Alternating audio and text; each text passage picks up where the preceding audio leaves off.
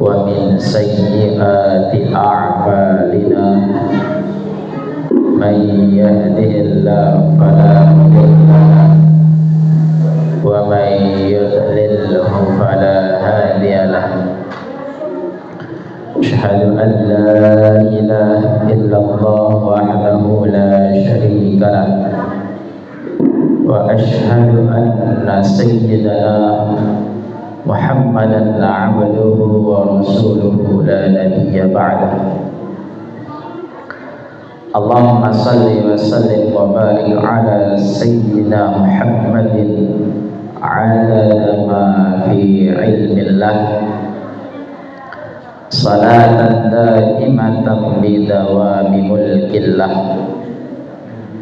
سبحانك لا علم لنا إلا ما علمتنا إنك أنت العليم الحكيم رب اشرح لي صدري ويسر لي أمري واحلل عقدة من لساني يفقه قولي وذيرا من أهلي اللهم علمنا ما جهلنا وذكرنا ما نسينا وفهمنا ما لا نفهم وزدنا علما وألحقنا بالصالحين وألحقنا بالصالحين وألحقنا بالصالحين آمين يا رب العالمين.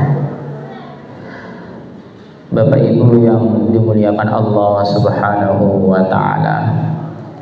Pertama-tama dan yang paling utama, marilah kita bersama-sama memanjatkan puja dan puji syukur kita kehadirat Allah Subhanahu wa taala.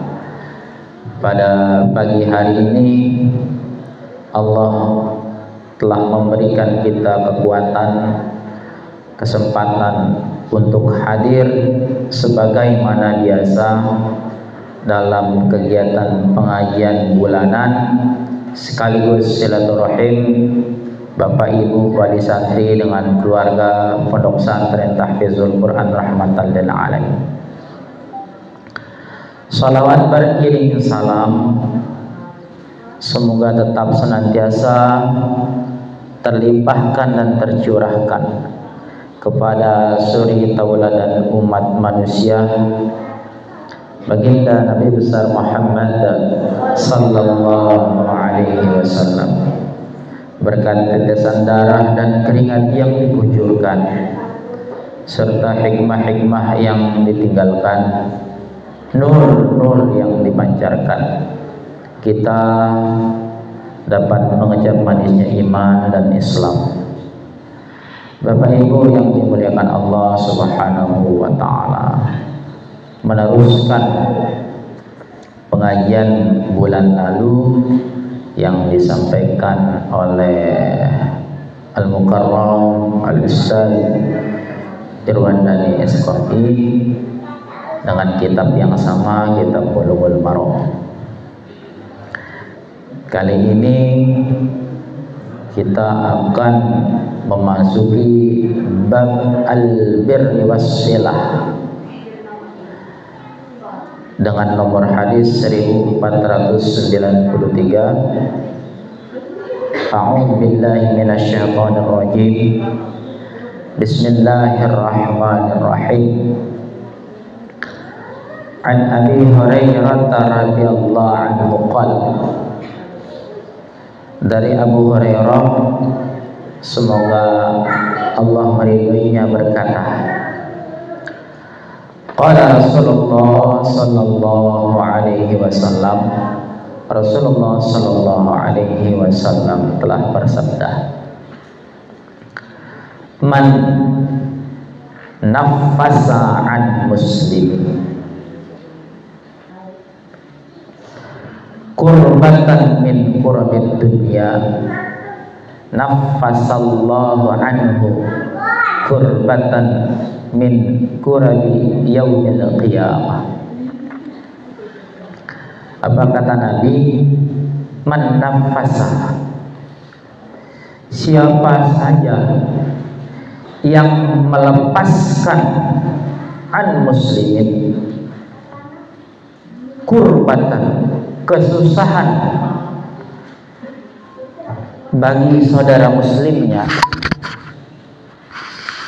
min dunia, dari kesusahan dunia, nafasallahu anhu, maka Allah akan melepaskan baginya kurbatan min kurabi yaumil qiyamah, kesusahan dari kesusahan pada hari kiamat.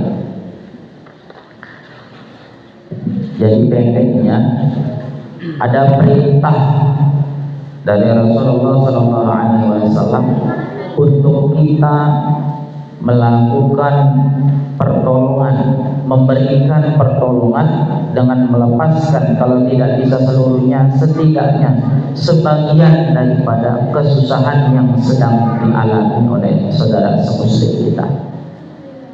Ganjarannya apa? Siapa saja yang sudah melepaskan kesusahan bagi saudaranya, maka Allah pada hari kiamat kelak akan melepaskan kesusahan baginya. Apa yang disusahkan oleh orang-orang yang beriman kelak ketika pada hari kiamat? Pertama, ya Allah, mereka takut kalau amal ibadahnya itu ternyata bukan karena Allah Subhanahu wa ta'ala. Ini kekhawatiran orang-orang yang ketika pada hari kiamat kelak dikumpulkan pada satu titik, yang ketika itu langit itu berpecah, mengeluarkan awan putih, kemudian akan menurunkan malaikat-malaikat untuk melihat siapa saja yang sudah berbuat amal kebaikan semasa hidupnya. Dia khawatir kalau ternyata perbuatan baiknya itu dilakukan bukan karena Allah Subhanahu wa ta'ala.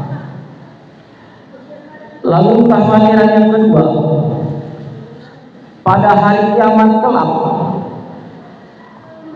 orang-orang akan menoleh ke kiri dan ke kanan mencari siapa kira-kira yang bisa memberikan kita syafaat, siapa kira-kira yang bisa memberikan kita pertolongan pada hari kiamat. Bingung kita. Sudah kita khawatir amal kita bukan karena Allah. Kedua, kita khawatir kita tidak ditolong, entah itu oleh Rasulullah SAW atau oleh amal kebaikan yang telah kita perbuat. Untuk diketahui, pada hari kiamat itu kita menghadap kepada Allah Subhanahu wa ta'ala dalam keadaan tidak menggunakan alas kaki, tidak pakai sendal, tidak pakai sepatu. Kedua, pada hari kiamat itu kita dalam keadaan tidak dihitan, tidak disunat. Ketiga, pada hari kiamat itu kita dalam keadaan telanjang bulan. Dan semua kita sama di hadapan Allah Subhanahu wa ta'ala. Lalu siapa yang akan menolong kita? Itulah yang dimaksud oleh Allah Subhanahu wa ta'ala tadi. Lepaskan kesusahan pada saudaramu, maka Allah akan melepaskan kesusahanmu pada hari kiamat. Kekhawatiran manusia ketika dia menghadap kepada Allah, yang dalam gambarannya pada hari kiamat itu bahkan air itu yang memenuhi lautan manusia itu sampai menutupi kedua telinganya, menutupi kedua kali telinganya. Yang air itu bukan datang dari laut, bukan datang dari sungai, tetapi itu datang dari keringat kita yang akibat dari perbuatan kita semasa kita hidup. Maka mari pada kesempatan yang baik ini, sebelum kita mendapati hari kiamat, kita berusaha semaksimal mungkin untuk melepaskan kesusahan apa yang telah ditimpa oleh saudara-saudara kita. Lalu apa kata Allah Subhanahu, apa kata Rasulullah sallallahu alaihi wasallam? Wa man yassara 'ala muhsin yassarallahu 'alaihi fid dunya wal akhirah. Barang siapa yang memberikan kemudahan atas kesusahan yang ditimpa oleh saudaranya, yassarallahu 'alaihi, Allah akan memberikan kemudahan baginya di dunia wal akhirah. Masya Allah, luar biasa ganjaran yang Allah berikan kepada orang-orang yang memberikan kemudahan bagi orang lain. Kalau bisa kita memberikan kemudahan kepada orang lain, ngapain kita bersedih? Bapak Ibu bisa membaca sejarah peradaban umat manusia. Belum ada dalam kehidupan umat manusia mereka yang mempersulit hidup orang lain itu hidupnya tenang. Belum ada. Semua yang memberikan kemudahan dalam jalan hidup orang lain, dalam berurusan, baik itu perkara dunia maupun perkara akhirat, mesti ada tangan Allah yang turun di sana untuk membantu dia dalam menyelesaikan persoalannya. Maka Nabi dalam hadis yang lain apa katanya? Irhamu man fil ardh yarhamukum man fis sama. Kasihi, sayangi orang-orang yang ada di bumi, maka orang-orang yang ada di langit akan mengasihi dan menyayangi.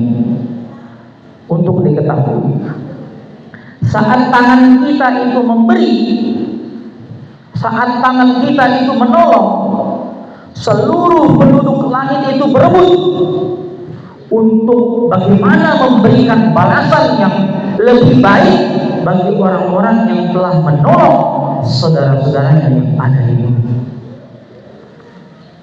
Begitu pula untuk orang-orang yang ringan tangannya menyusahkan hidup orang lain, mempersulit hidup orang lain, seluruh penduduk langit itu berebut bagaimana caranya untuk mempersulit hidup orang-orang yang suka mempersulit hidup orang lain. Na'udzubillah. Ini pelajaran penting bagi diri saya secara pribadi dan untuk kita semua, supaya tatanan kehidupan sosial itu ta'awanu 'alal birri wat taqwa, dipenuhi dengan pertolongan kepada sesama dalam kebaikan dan takwa, wala ta'awanu 'alal itsmi wal 'udwan, dan jangan tolong-menolong dalam perpecahan dan dosa. Itu dilarang oleh Allah Subhanahu wa taala. Bapak Ibu yang hadir di majelis ini hari ini datang sendiri, besok ajak adiknya, saudaranya, anaknya untuk hadir di majelis. Ini majelis untuk ngecas. Kita yang menyampaikan cas keimanan, ibu yang mendengarkan juga cas keimanan. Ada take and give, feedback antara yang menyampaikan dengan yang mendengarkan. Energi-energi positif itu harus ditularkan. Jangan cuma sendiri kita mendapatkan energi-energi positif itu. Rasulullah SAW, jangankan dalam setiap meternya, setiap inci dari bulunya Rasulullah itu dipenuhi dengan energi positif. Apa rahasianya? Nabi itu mengabsen seluruh saudara-saudaranya, tetangga-tetangganya, kerabat-kerabatnya, bahkan umat sampai akhir zaman diabsen oleh Rasulullah untuk dibacakan Fatihah, untuk dibacakan doa. Kalau kita berdoa untuk diri kita sendiri, itu dapatnya satu. Kalau kita berdoa untuk orang lain, itu dapatnya dua. Orang lain dapat, kita juga dapat. Maka Nabi itu setiap malam itu cahaya datang kepada dirinya, karena doa itu terpancar. Yang didoakan kepada orang lain itu kembali kepada dirinya. Itu sebabnya Nabi itu tidak ada energi-energi negatif dalam diri Rasulullah. Pikirannya selalu positif. Kenapa? Karena beliau selalu mendoakan orang lain, selalu mengajak. Kalau hari ini dia melakukan sholat sunnah 2 rakaat, besok dia ajak 4 orang untuk melaksanakan sholat sunnah 2 rakaat. Kalau hari ini dia sedekah 1000, besok dia ajak orang lain untuk sedekah. Kalau ini dia berzikir kepada Allah 100 kali, dia ajak orang lain bagaimana supaya dia berzikir kepada Allah. 100 kali. Man dalla ala khairin falahu mithlu ajri fa'ilihi, kata Nabi. Siapa yang menunjukkan satu jalan kebaikan, maka dia mendapatkan sebagaimana yang ditunjukkan itu. Kalau orang lain kita ajak mengerjakan zikir dan orang lain mengerjakan 100, kita dapat 200. Pahala memberi mengajaknya dan pahala bagi orang yang mengerjakan itu. Kalau Bapak Ibu bisa menghadirkan banyak orang di sini, 2 orang, 3 orang, 4 orang setiap pengajian, Ibu dapat ilmunya, dapat berkah majelisnya, dosanya diampuni, derajatnya diangkat, dimudahkan jalannya menuju surga 10 kali lipat lebih cepat daripada orang lain. Man salaka tariqan yaltamisu fihi ilman sahhalallahu bihi tariqan ilal jannah. Mudah jalannya menuju surga itu. Tidak perlu kita mengangkat gunung itu dipindahkan dari timur ke barat, pindahkan Rinjani ke Tembagora, tidak perlu. Cuma ngajak orang datang ke pengajian supaya bisa mendengar pesan-pesan Rasulullah Sallallahu Alaihi Wasallam.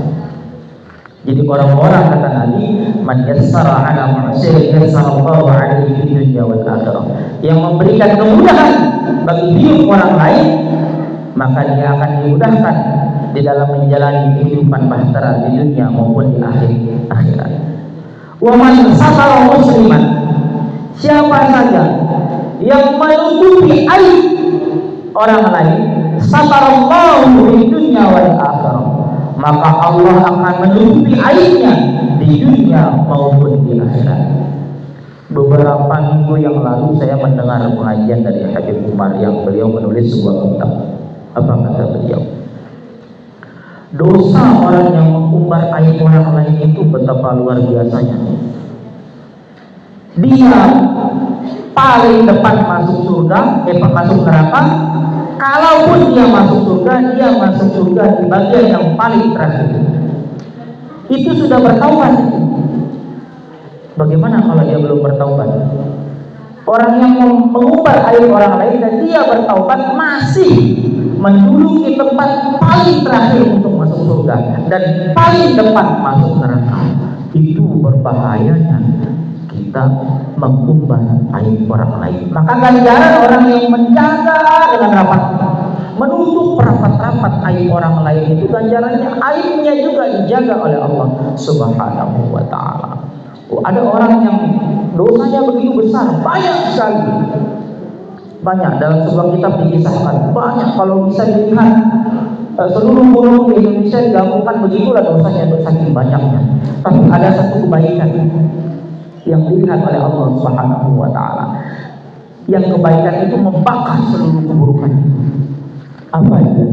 Dia menutupi aib saudaranya sedikit pun, meskipun dia tahu dan benar perkara itu, dia tutupi rapat-rapat, sehingga dalam pengadilan Allah Subhanahu wa ta'ala ketika dikumpulkan, dia merunduk menangis di hadapan Allah Subhanahu wa ta'ala. Dia lihat dosanya yang begitu besar, tapi karena rahman dan rahimnya Allah Subhanahu wa ta'ala, anak ini punya satu ibadah yang tidak banyak orang lain memilikinya. Apa? Dia menutup rapat-rapat aib saudaranya, sehingga Allah memberikan ganjaran, dibakar seluruh dosanya, dihitung menutup aib itu menjadi sebuah kebaikan. Bapak Ibu yang dimuliakan Allah Subhanahu wa ta'ala, dalam lanjutan hadisnya, wallahu fi 'auni al-'abdi ma kana al-'abdu fi 'auni akhihi. Pertolongan Allah ada pada hambanya. Kalau kita menolong hamba Allah Subhanahu wa ta'ala, maka Allah akan menolong kita. Kalau kita enggan menolong saudara kita, maka Allah juga enggan menolong kita. Ini adalah hadis yang berbicara tentang tatanan sosial kemasyarakatan. Kalau Bapak Ibu baca Al-Quran itu dari 6.666 ayat, 114 surah, 30 juz itu, isinya 80% berbicara tentang bab muamalah, hubungan manusia dengan manusia lainnya. 20%-nya dia berbicara tentang ilmu, dia berbicara tentang tauhid. Apa artinya? Porsi kita, hubungan kehidupan kita dengan manusia itu lebih besar disiapkan oleh Allah Subhanahu wa taala. Makanya ada dalam sejarah para ulama itu disebutkan dalam sebuah kitab.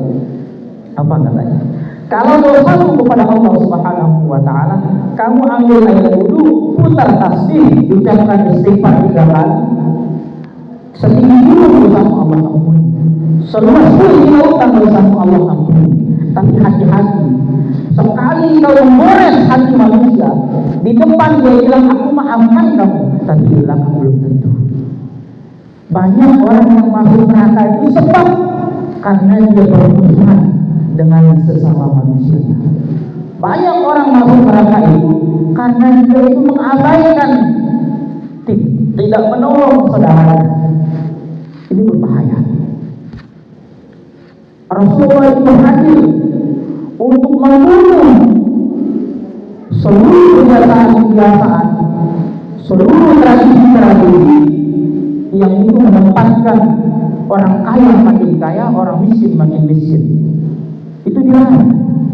Jadi kita itu diperintahkan oleh Allah Subhanahu wa taala untuk saling mensubsidi. Yang punya ilmu disubsidi ilmunya kepada yang tidak berilmu. Yang punya tenaga disubsidi tenaganya kepada yang tidak punya tenaga. Yang punya jaringan disubsidi jaringannya kepada orang yang tidak memiliki jaringan. Yang punya uang disubsidi uangnya kepada orang yang tidak memiliki uang. Itu adalah ajaran Rasulullah Sallallahu Alaihi Wasallam.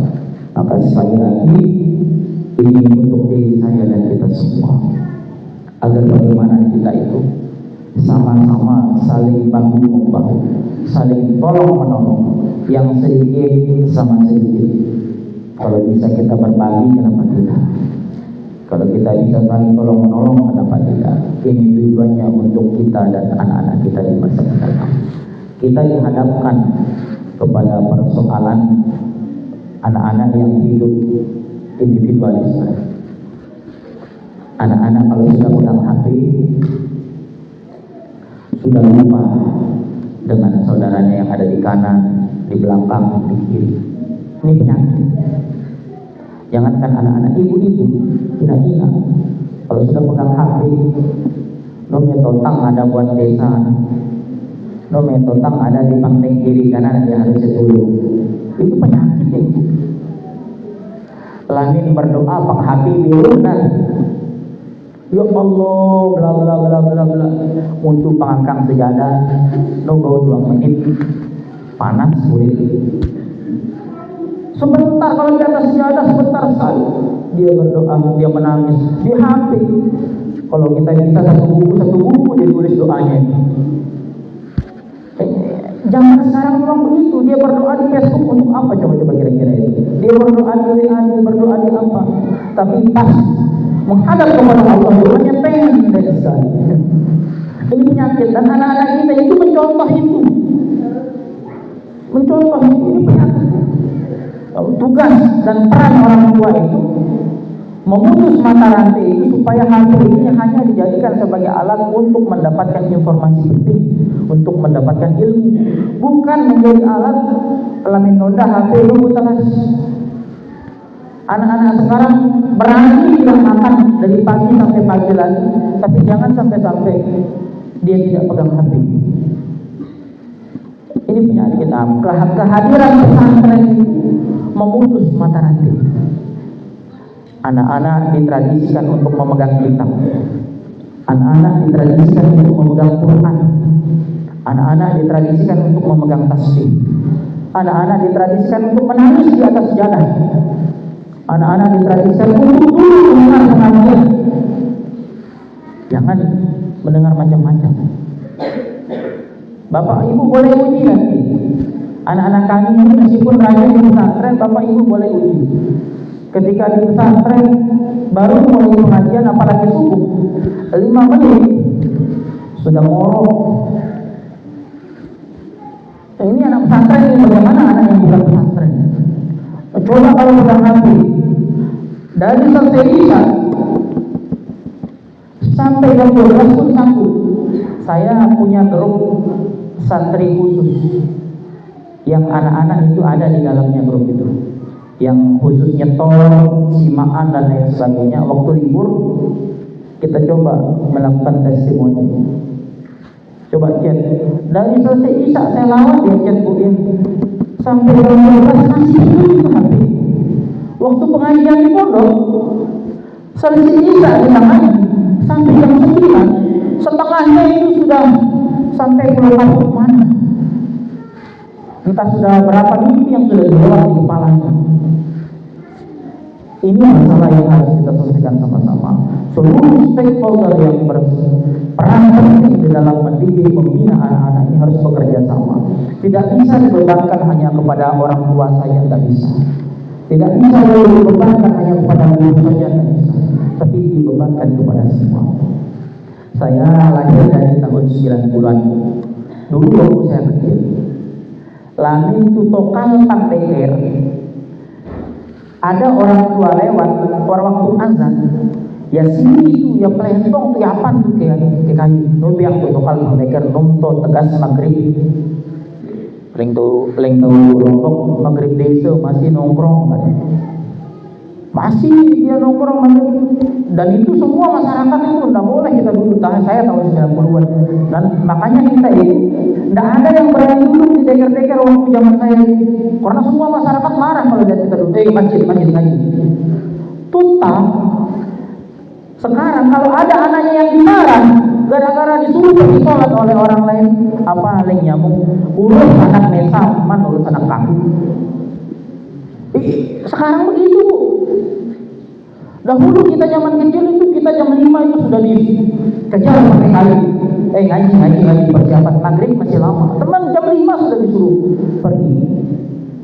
Sekarang itu anaknya tak pulang-pulang, tak dicari-cari, tapi ayamnya, sapinya, kerbonya kalau tak pulang keliling satu kampung. Ya buya, ayamnya buya, kebo sapi belok mau boleh, tapi anak tak pernah pulang. Tak ditanya anaknya dari mana, bergaul sama siapa, udah sholat apa tidak. Padahal itu tanggung jawabnya kelak di hadapan Allah Subhanahu wa Ta'ala. Itu berat. Punya anak itu berkah, tapi kalau banyak dan itu tidak kita bertanggung jawab di hadapan Allah Subhanahu wa Ta'ala, itu akan menjadi dosa besar. Nabi Ibrahim sebelum wafat itu harusnya lebih awal dia dicabut nyawanya oleh Allah Subhanahu wa Ta'ala, tapi Nabi Ibrahim meminta tenggangan waktu sebentar. Dia bilang, aku kumpulkan anak-anakku dulu. Nabi Ibrahim berpesan kepada anaknya, aku tidak takut kamu jatuh miskin, karena Allah jamin orang yang hidup di atas dunia. Aku tidak takut kamu tidak bisa mengurusi hidupmu, karena Allah menjamin seluruh orang yang hidup di langit dan di bumi. Tapi aku takut satu, kata Nabi Ibrahim, mantap bunuh dan baik. Siapa yang kamu sembah setelah aku, itu yang aku takutkan. Maka doanya Nabi Ibrahim itu terkenal dan sering dibaca oleh sahabat. Rabbana hab lana min azwajina wa dzurriyyatina qurrata a'yunin waj'alna lil muttaqina imama. Dia berdoa supaya dia itu menjadi orang yang bertakwa, yang bisa dicontoh oleh anak-anaknya. Anak-anak itu dibilang oleh Nabi Ibrahim qurrata a'yun, adalah penyejuk mata. Mana ada anak-anak yang menyejuk mata itu? Lamin itu kuat subuh kam, anak itu dalam keadaan berwudu, sudah pegang Quran, sudah zikir, itu penyejuk mata. Dia pulang, dia salat, cium tangan kaki ibunya, dia bantu ibunya di dapur, dia ringankan pekerjaan ibu bapaknya, itu penyejuk mata. Kalau pulang datang salam tidak, assalamualaikum, pergi ke masjid enggak, pulangnya sekali pulang, ma ada jangan begini. Selesai makan pergi lagi, nyelapur, nomata nasa dia urus, pergi lagi. Dan orang tuanya sama saja, pergi ke sawah balik, pergi ke sawah balik. Dia setia dia anak. Akhlak anaknya dia pakai narkoba, tidak diperhatikan. Anaknya dia minum, tidak diperhatikan. Dia nyabu, tidak diperhatikan. Oh, Masya Allah. Itu generasi sekarang ini. Dalihnya takut dipukul anaknya karena takut masuk polisi. Bahasa tuh kami ibu lebih ada luar ring. Lebih baik kita injak dia sekarang itu daripada besok injak oleh Allah dari api neraka. Tempeleng dia daripada besok kita jadi ditempeleng dari api neraka. Biar sudah apa katanya undang-undang, apa katanya polisi, tapi ingat pertanggungjawaban kita di hadapan Allah Subhanahu wa taala itu sangat berat, karena kita tidak bisa menjaga zuriat kita, anak-anak kita dari pergaulan. Ini masalah sosial. Saya kita pang SMA, pang SMK, saya kita tuh dia nyangkut pangangkang uji kan. Kalau ibu bapak lewat di depan SMA 1 ada anak-anak yang usianya kira-kira 16-17 tahun dia merokok di situ.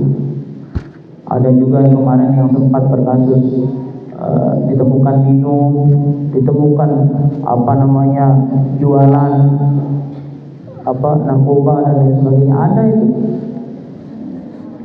Dan anak orang tuanya sudah kena narkoba, anaknya baru sematang tuh itu.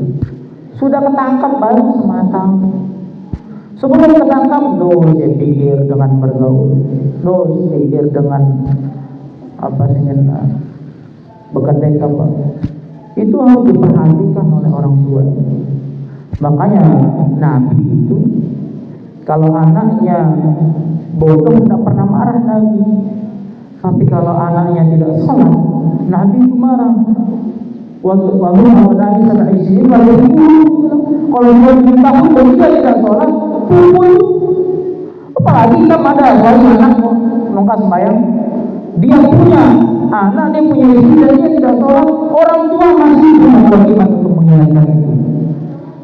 Bukan berarti dia sudah punya istri, punya anak, kemudian kita lepas tangan, itu sudah hidupnya dia. Tidak boleh, masih kita bertanggung jawab sampai ibu wafat, sampai bapak ibu wafat, masuk liang lahat, masih bertanggung jawab untuk mengingatkan anaknya. Orang lain saja kita wajib mengingatkan, apalagi anak kita sendiri. Kadang-kadang orang itu kalau mengingatkan orang lain tajam, tapi ketika mengingatkan diri sendiri kumpul. Ini berbahaya. Jadi Bapak Ibu, kita sama-sama memperhatikan, melihat anak-anak kita supaya terjaga dari pergaulannya. Dekat dia dengan Allah, dekat dia dengan Rasulullah. Teman pergaulannya itu ulama, teman pergaulannya itu ahli zikir, insya Allah. Bapak Ibu tidur sudah di rumah, aman, dunia maupun akhirat. Kiranya demikian yang dapat kami sampaikan. Terima kasih atas kesempatannya. Mohon maaf atas segala kekurangan. Subhanallahumma wa bihamdika, asyhadu an la ilaha illa anta, astaghfiruka wa atubu ilaik. Assalamualaikum warahmatullahi wabarakatuh.